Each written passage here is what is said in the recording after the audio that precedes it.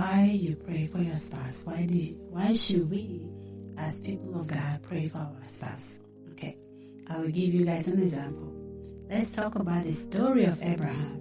Right, Abraham in the book of Genesis 18, I believe, verse 16 onward. He had an encounter with Christ, right? While the city, we know this about the city of Sodom and Gomorrah, and God was planning on destroying the two cities, right? So on the way to the destruction of Sodom, God was trying to decide if he should tell Abraham about whether or not, or tell Abraham about his plan to destroy the city. And when he decided to tell Abraham, Abraham decided to do what? He interceded on the behalf of the people of Sodom, right? He started asking God by giving God different numbers. Oh, if you can find blah blah this amount of righteous persons in Sodom, will you still destroy the city? God said no. He went all the way to 10. He said, if you can find at least 10 righteous people, will you destroy the city? God told him no.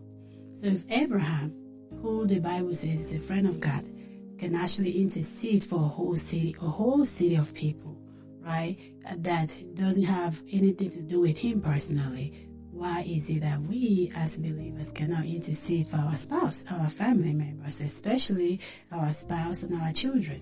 So the purpose of why we intercede for our spouse, right, is because we want to give way to invite God into the day-to-day activities of our lives as, married couple, and also to allow God to kind of intervene on the challenges that may arise in marriages, right? We all know every marriage has challenge.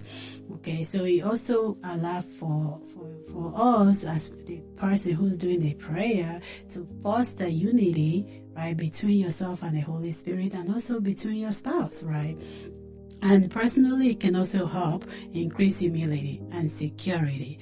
What do I mean by humility? What it does, it helps you as a person, if you are going to God to complain about your spouse and tell God that, oh, my spouse needs to change, he or she is this or that, most likely by the time you are done, you will be the one changing, because God will help you see a different perspective, in your spouse and in yourself, right? And so that's where the humility comes from. So then we learn to go to God in humility.